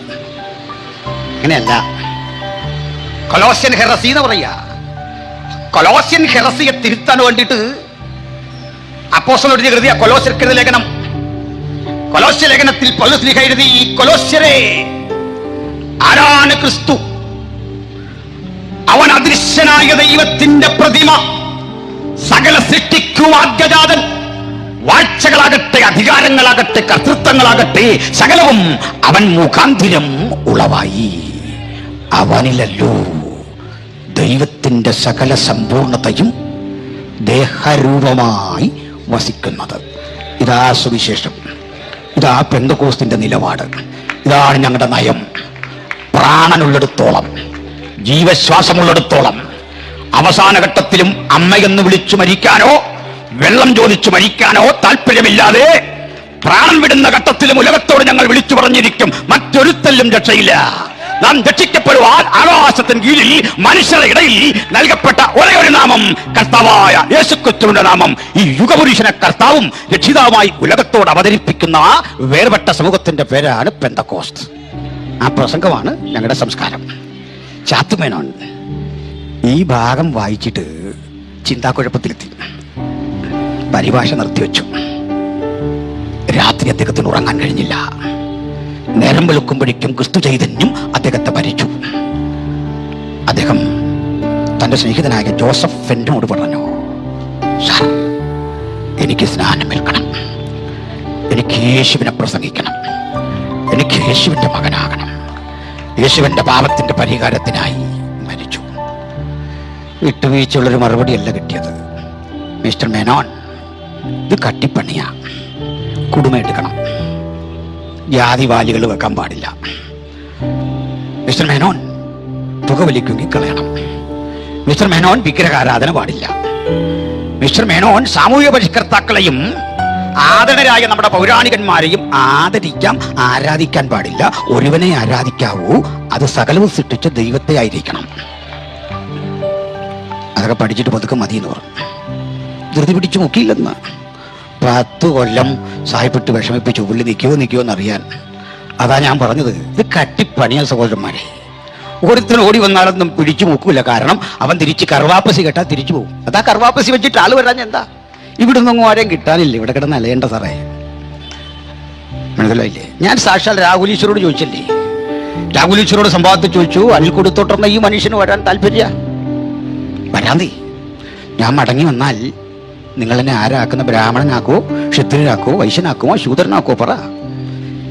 ഇത് എന്റെ മാത്രമല്ല, ലക്ഷക്കണക്കിനായി വരുന്ന മതം പരിവർത്തനം ചെയ്തവന്റെ ചോദ്യമാ. ഇതിന് മറുപടിയൊക്കെ കണ്ടെത്തിയിട്ട് വാ. താത്വിക മറുപടി അല്ല, തല്ലും കൊല്ലും ഒന്നുമല്ല കാര്യം, ആയുധമൊന്നുമല്ല കാര്യം. ഇതൊക്കെ പോയി പരിഹരിക്കുക. ചുരുക്കത്തിൽ ഞാനൊന്ന് പറഞ്ഞ് അവസാനിപ്പിക്കട്ടെ. ഈ ചാത്തുമേനോൻ പിതാവിന്റെയും പുത്രന്റെയും പരിശുദ്ധാത്മാവിന്റെയും നാമത്തിൽ നിമജ്ജന സ്നാനം കൈക്കൊണ്ട് യേശുവിനെ പ്രസംഗിച്ചു. അദ്ദേഹം തൻ്റെ പേരങ്ങ് മാറി. അദ്ദേഹം തൻ്റെ ഗുരുവിൻ്റെ പേര് സ്വീകരിച്ചു, ജോസഫ് ഫെൻ. ഈ ഫെൻ പിൽക്കാലത്ത് ഇവിടെ പ്രവൃത്തിയാരും കളക്ടറും ഒക്കെ ആയിട്ടിരുന്നു കോട്ടയത്ത്. ഈ ഫെൻ കുടുംബത്തിൽപ്പെട്ട ആളുകളാണ് പേരിനൊപ്പം പിള്ള എന്ന് പേരുള്ള ക്രിസ്ത്യാനികൾ. ചാക്കോ പിള്ള, ചാണ്ടപ്പിള്ള, പൈലിപ്പിള്ള, കുഞ്ഞൻ പിള്ള, തൊമ്മൻ പിള്ള എന്നൊക്കെ കേട്ട ഓർത്തോണം. നായരെ ഞങ്ങൾ മുക്കിപ്പൊക്കി. ഈ കൈ അതിനുവേണ്ടിയുള്ളതിന് മാറ്റമൊന്നുമില്ല. ആര് വരുമോ അവർക്കുള്ളതാ. സാക്ഷാൽ നമ്മുടെ പ്രധാനമന്ത്രി നരേന്ദ്രമോദി സാറ് വന്നാലും ഞാൻ പറയും, മറ്റൊരുത്തലും രക്ഷയില്ല. നാം രക്ഷിക്കപ്പെടുവാൻ ആകാശത്തിന് കീഴിൽ മനുഷ്യരുടെ ഇടയിൽ നൽകപ്പെട്ട വേറൊരു നാമമില്ല, അത് യേശുവിൻ്റെ നാമം. സാറ് മനസ്സുണ്ട്, സ്വീകരിക്കുക. ഇത്രേ ഉള്ളു കാര്യം. മനസ്സിലായില്ലേ? ഇത്ര ലളിതമായൊരു കാര്യമല്ലേ? നിങ്ങൾക്ക് വേണ്ടെങ്കിൽ തള്ളിക്കള. ഒരു ലഘുലേഖ നിങ്ങളുടെ മുമ്പിലേക്ക് വച്ചു നീട്ടുന്ന ആളിനെ നിങ്ങൾ കൈക്കൊള്ളാനോ സ്വീകരിക്കാനോ തിരസ്കരിക്കാനോ സാവകാശമുണ്ടല്ലോ ഈ രാജ്യത്ത്. ഒരു മിനിറ്റ് കൂടി നിർത്തിക്കൊള്ളാം. അവിടെ ചോദ്യം അവശേഷിക്കുന്നു. ഞാൻ ചോദിക്കുന്ന ചോദ്യം, ഞങ്ങൾ നിയമവിരുദ്ധമായി എന്തെങ്കിലും പ്രവർത്തിച്ചാൽ ഒരു കാര്യം, തീർച്ചയായിട്ടും ഡിപ്പാർട്ട്മെന്റ് ഞങ്ങൾക്കെതിരെ നടപടിയെടുക്കണം. ഒരു വിട്ടുവീഴ്ചയില്ല കാര്യത്തിൽ. നിയമവിരുദ്ധമായി ഞങ്ങൾ പ്രസംഗിക്കുകയോ പ്രവർത്തിക്കുകയോ ചെയ്താൽ അത് കേസെടുക്കാനുള്ള അവകാശമുണ്ടല്ലോ, എടുക്കണം. പക്ഷെ ഒരു ചോദ്യം, ഞങ്ങളെ വഴിതടയാനും ഈ സർജിക്കൽ വാർഡിൽ കിടത്താനും ഒക്കെ നിങ്ങൾക്കാരാ അധികാരം? അതേത് വകുപ്പ് ഭരണഘടനയുടെ? നിങ്ങൾ ആലോചിക്കുക. ഞാനിവിടെ ഓർക്കുന്നൊരു കാര്യം, ഗണ്യമായ ഭൂരിപക്ഷത്തിലാണ് ഇന്ന് നമ്മുടെ പ്രധാനമന്ത്രി അധികാരമേറ്റ് സത്യപ്രതിജ്ഞ ചെയ്തത്. എല്ലാത്തരം പ്രതിസന്ധികളെയും അതിജീവിച്ചുകൊണ്ടൊരു പുതിയ ഭരണവ്യവസ്ഥിതി നമ്മുടെ രാജ്യത്ത് വന്നു. ആ സത്യപ്രതിജ്ഞയ്ക്ക് ശേഷം അദ്ദേഹത്തിന്റെ വിനയാന്വിതമായ വാക്കുകൾ നിങ്ങൾ കേട്ടോ. എത്ര വിനയാന്വിതനായിട്ടാണ് സംസാരിക്കുക. ആ വിനയം പകർത്തേണ്ട ആവശ്യകത അദ്ദേഹത്തിന്റെ അനുഗാമികൾക്കുണ്ട്. ഞാൻ പറയട്ടെ, ഞങ്ങൾ ഈ പുസ്തകത്തിൽ ഒരു രാഷ്ട്രീയ പാർട്ടിക്കും എതിരല്ല. ഞങ്ങളുടെ സ്വാഗത പ്രസംഗകൻ പറഞ്ഞതുപോലെ ഞങ്ങൾ ഈ രാജ്യത്ത് ഏതെങ്കിലും ഒരു രാഷ്ട്രീയ പാർട്ടിയെ പിന്തുണയ്ക്കിട്ടുമില്ല. പക്ഷെ ഒരു കാര്യം, ഞങ്ങൾ ജനിച്ചു വളർന്ന ഈ രാജ്യത്ത് ഞങ്ങൾ മനസ്സിലാക്കിയ ഈ സുവിശേഷം, യേശുക്രിസ്തുവിനെ കുറിച്ചുള്ള നിർമ്മല വചനം, ഈ രാജ്യത്തോട് പ്രസംഗിക്കാനുള്ള നമ്മുടെ സ്വാതന്ത്ര്യം ആരുടെയും ഔദാര്യമായിരിക്കുന്നില്ല. അത് ഭരണഘടനാദത്തമാണ്. അത് ഞങ്ങൾ ഉയർത്തിപ്പിടിക്കും. ആ നിലപാടിൽ ഞങ്ങൾ ഉറച്ചു നിൽക്കും. അത് ഒരു വിധത്തിലും മാറ്റം വരുത്താൻ കഴിയുന്ന ഒന്നല്ല. എന്ന് വെച്ചാൽ ഞങ്ങളുടെ അധ്യക്ഷ പ്രസംഗത്തിൽ ഉറപ്പിച്ചല്ലോ, വചനം പറയുന്നത് ഇങ്ങനെ: ആകയാൽ നിങ്ങൾ പുറപ്പെട്ട് സകല ജാതികളോടും ഈ സുവിശേഷം പ്രസംഗിക്കണം. വിശ്വസിക്കുന്നവരെ ശിഷ്യനാക്കുവാൻ വേണ്ടി അവരെ പിതാവിന്റെയും പുത്രന്റെയും പരിശുദ്ധാത്മാവിന്റെയും നാമത്തിൽ സ്നാനപ്പെടുത്തണം. ഇതാ ക്രിസ്തീയതയുടെ ആധാരം. ആ പ്രവൃത്തി തുടരേണ്ടതുണ്ട്. ആ പ്രവൃത്തി ഇല്ലെങ്കിൽ ഞങ്ങളില്ല. അതാണ് ഞങ്ങളുടെ അസ്തിത്വം, അതാണ് ഞങ്ങളുടെ പ്രസംഗത്തിന്റെ ഉള്ളടക്കം. ആ പ്രവൃത്തി ചെയ്യാൻ ഞങ്ങൾ ബാധ്യസ്ഥരാ. അതിൻ്റെ ഏറ്റവും വലിയൊരു തെളിവ് ഈ പ്രോഗ്രാം ചരിത്രത്തിന്റെ ഭാഗമാവുകയാണ്. ഈ പ്രോഗ്രാം ചില സന്ദേശങ്ങളെ ലോകത്തിന് നൽകുകയാണ്. ഇത്തരമൊരു പ്രോഗ്രാം നിർവഹിക്കാൻ ഒരാഴ്ച കൊണ്ട് ഞങ്ങൾക്ക് വേണ്ടി വന്നത് വാട്സാപ്പിൽ അയച്ചൊരു മെസ്സേജാണ്. ഈ ഒറ്റ മെസ്സേജ് ഈ പോലീസ് ഗ്രൗണ്ടിൽ ഇരിക്കാൻ ഇടമില്ലാത്ത വിധം ആളുകളെ ഇങ്ങനെ ഇവിടെ കൂട്ടി യോജിപ്പിച്ചെങ്കിൽ വരും കാലഘട്ടത്തിന്റെ പെന്തകോസ്തിന്റെ ശക്തി ഏറ്റവും സുശക്തമായി ഞങ്ങൾ ഈ രാജ്യത്തോട് ഒരിക്കൽ കൂടി ആവിഷ്കരിക്കാൻ ഒരുമ്പെട്ടാൽ നാളെ ഇവിടെ ഭാരതത്തിന്റെ ചരിത്രം മറ്റൊന്നായിരിക്കും. അത് ഞങ്ങൾക്ക് ഉറപ്പുണ്ട്. ഞങ്ങളുടെ പൂർവികർ ഈ വഴിത്താരയിൽ തല്ലി വാങ്ങിയിട്ടുണ്ട്. അവർ പ്രാണൻ ഇവിടെ പൊലിഞ്ഞു വീണിട്ടുണ്ട്. അവരെ പിടിച്ചടിച്ചുപദ്രവിച്ചോടിച്ചിട്ടുണ്ട്. ഉച്ചഭക്ഷണം കഴിക്കാൻ നിർവാഹമില്ലാതെ വഴിയിൽ കൂടി പോയവനെ വിദേശ ഫണ്ട് വരുത്തുന്നു എന്ന പേരിൽ ആക്ഷേപിച്ചടച്ചിട്ടുണ്ട്. അതിന് ഭരണകൂട സംവിധാനങ്ങൾ ഉപയോഗിച്ചിട്ടുണ്ട്. ഒരു ഉറപ്പ് നിങ്ങൾക്ക് തരാം, ഈ കൈ നിങ്ങൾക്ക് നേരെ ഒരിക്കലും ഉയരില്ല. യേശു നിമിത്തം ഈ ക്രൂശിച്ച കൈ ഉയരണമെങ്കിൽ അത് നിങ്ങളെ സ്നാനപ്പെടുത്താൻ വേണ്ടിയാ, വേറൊന്നിനും ഉയരില്ല. ഈ കൈ അതിനുള്ളതാ, അതിനുവേണ്ടി മാത്രമേ ഉയരൂ. അത് മാത്രമേ ഇവിടെ സംഭവിക്കൂ. അതുകൊണ്ടൊന്ന് പറഞ്ഞിങ്ങനെ ബോധ്യപ്പെടുത്തട്ടെ. ഈ ഘട്ടത്തിൽ ഭയവും ഭീരുത്വമുള്ളവർക്കൊന്നും പറ്റിയ ജോലിയല്ല ക്രിസ്തീയ സേവനം. ഞാൻ ഇന്നലെ ഇതുപോലൊരു സമ്മേളനത്തിൽ പറഞ്ഞു, ഞങ്ങളെ ഈ സ്വർഗപ്രാപ്തിക്ക്, സ്വർഗമാണല്ലോ എല്ലാവരുടെയും ചിന്താവിഷയം മതങ്ങളുടെയൊക്കെ, സ്വർഗപ്രാപ്തിക്ക് ഏറ്റവും തടസ്സമുള്ള ഒരു കാര്യം ഒന്നാമതായിട്ട് ലിസ്റ്റിൽ പറയാ. ഹിറ്റ് ലിസ്റ്റിലെ ഒന്നാമത്തെ വാക്ക് വീരുക്കൾ. ഒരുത്തൻ ഇവിടെ വീര്യമായിട്ടിരുന്നോ, നീ സ്വർഗത്തിൽ പോകില്ലെന്നാണ് പറഞ്ഞു. ഭീരുക്കൾ, അവിശ്വാസികൾ, അറയ്ക്കപ്പെട്ടവർ. അതുകൊണ്ട് ആയിരക്കണക്കിന് പതിനായിരക്കണക്കിന് ആളുകൾ വരുന്നൊരു യോഗത്തിൽ ഒരു യോഗം കലക്കി എഴുന്നേറ്റ് നിന്ന് കഴിഞ്ഞാൽ ഇതൊന്നും തീരാൻ പോകുന്ന സാധനമല്ല. നീ അഡ്രസ്സ് പഠിക്ക്, നീ ചരിത്രം പഠിക്ക്, ഞങ്ങൾ ആരാണെന്ന് പഠിക്ക്. 10 റോമൻ ചക്രവർത്തിമാർ 300 കൊല്ലം കൊണ്ട് ആയുധമെടുത്ത് ഉന്മൂലനം ചെയ്യാൻ ശ്രമിച്ച മാർഗമാണ് സുവിശേഷത്തിന്റെ മാർഗം. 10 റോമൻ ചക്രവർത്തിമാർ തീച്ചുളയിലിട്ട് കൊല്ലാൻ ശ്രമിച്ച മാർഗമാണ്, വിശക്കുന്ന സിംഹങ്ങളിൽ എറിഞ്ഞു കൊടുത്ത് തകർക്കാൻ ശ്രമിച്ച മാർഗമാണ് സുവിശേഷത്തിന്റെ മാർഗം. ആറ്റിപ്പർവ്വത നിര മുതൽ ആൽസ് പർവ്വതം വരെ 5000 മൈൽ വീതിയിൽ, അറ്റ്ലാന്റിക് മുതൽ മെഡിറ്ററേനിയൻ വരെ ഏതാണ്ട് 6000 മൈൽ നീളത്തിൽ വിസ്തൃതമായി കിടന്ന റോമൻ സാമ്രാജ്യം 300 കൊല്ലം ഞങ്ങളെ തകർക്കാൻ ശ്രമിച്ചപ്പോൾ ഒറ്റ കൗൺസിൽ കൊണ്ട്, ഒറ്റ ആലോചനാ യോഗം കൊണ്ട് റോമൻ സർവാധിപത്യത്തിന്റെ കൊടിക്കൂറ താഴ്ത്തിക്കെട്ടി സുവിശേഷത്തിന്റെ വിളംബര ഉലകത്തോട് പ്രസ്താവിച്ച് ഈ സുവിശേഷം യൂറോപ്പിന്റെ മണ്ണിലെങ്ങും വിരിയിച്ച മാർഗമാണ് ഈ ബൈബിളിന്റെ മാർഗമെങ്കിൽ ഞങ്ങളിതാ ഈ പൊതുജന സമക്ഷം ഇവിടെ വച്ച് സത്യപ്രതിജ്ഞ ചെയ്യുന്നു, ഞങ്ങൾ യേശു നിമിത്തം ജീവിക്കാൻ വന്നവരല്ല, യേശുവിന് വേണ്ടി മരിക്കാൻ. ഈ സന്ദേശം നിർത്തുമ്പോൾ ഒരു കാര്യം ഞങ്ങൾ വിളിച്ചു ചോദിക്കുന്നു, ഈ സുവിശേഷത്തിന് വേണ്ടി, യേശുവിന് വേണ്ടി, അവിടുത്തെ മഹത്തരമായ രാജ്യത്തിന് വേണ്ടി ആയുധം കയ്യിലെടുക്കാതെ, തിരിച്ചടിക്കാതെ, യുദ്ധം ചെയ്യാതെ സ്വന്തം പ്രാണനം വെച്ചുകൊടുത്ത് ഇറങ്ങിത്തിരിക്കാൻ മനസ്സുള്ള ഒരു ജനതയുടെ ആവിർഭാവം കാലഘട്ടത്തിന്റെ ആവശ്യമായിരിക്കുന്നു. അതുകൊണ്ട് ഞങ്ങൾ പറയുന്നു, കയ്യിൽ കരവാളെന്തിക്കൊണ്ട് കരുത്തറത്ത് ചിഹ്നഭിന്നമാക്കാൻ അടുത്തു വരുന്നവനും കരങ്ങൾ ഉയർത്തി സ്വീകരണം നൽകുന്ന, ആശംസകർപ്പിക്കുന്ന ഒരൊറ്റ മാർഗം യേശുക്രിസ്തുവിന്റെ മാർഗം. ആ മഹത്തര നാർമത്തെയും അതിന്റെ ചിന്താഗതികളെയും അതിന്റെ സാരാംശമായ യേശുക്രിസ്തുവിനെ ഉയർത്തിക്കൊണ്ട് ഞങ്ങൾ ആവർത്തിക്കുന്നു, ഇതാണ് മനുഷ്യരാശിക്ക് ദൈവം നൽകിയ രക്ഷയുടെ വാഗ്ദത്തം. അതാണ് പെന്തക്കോസ്തിന്റെ നയം, അതാണ് പെന്തക്കോസ്തിന്റെ വിശദീകരണം. ഞാൻ ഇവിടെ ഉപസംഹരിക്കുമ്പോൾ യേശുവിനെ പ്രസംഗിക്കാൻ അവസാന ശ്വാസം വരെ ഈ കണ്ടത്തിൽ ഇനിയും അതിന്റെ സ്വനഗ്രാഹികൾ പ്രവർത്തിച്ചു കൊണ്ടിരിക്കുന്ന ആ കാലം വരെ, അല്ലല്ല കണ്ണടയും വരെ, അവസാന ശ്വാസത്തിലും ഞാൻ യേശുവിനെ പ്രസംഗിക്കും, യേശുവിനായി നിലകൊള്ളും എന്ന് ഹൃദയത്തിന്റെ അന്തർഭാഗത്ത് മാത്രം സമർപ്പണവും താല്പര്യമുള്ള ജനത മാത്രം കൈ ഉയർത്തി, ആ കരങ്ങൾ ഉയർത്തി യേശുവിനെ അകത്തമർപ്പിച്ചട്ടെ. ഉയർത്തപ്പെട്ട കരങ്ങൾ ഈ കോട്ടയം പട്ടണത്തെ ഒരു കാര്യം പഠിപ്പിക്കുന്നു, സുവിശേഷം അജയ്യമാണ്. അതിൽ വിരാജിക്കുന്ന യേശു എന്ന യുഗപുരുഷൻ കാലത്തിന്റെ നിർവചനമാണ്. അത് മനുഷ്യരാശിയുടെ രക്ഷയ്ക്ക് പാത്രീഭൂതനാണ്. യേശുവിനെ നിഗമിപ്പാൻ, യേശുവിനായി ജീവിപ്പാൻ ഈ വചനം കേൾക്കുന്ന ഏവർക്കും അത്യുന്നതൻ സംഗതി ആക്കട്ടെ. ഒപ്പം ഞങ്ങൾ ആരോടും വിരോധിക്കുന്നവരല്ല.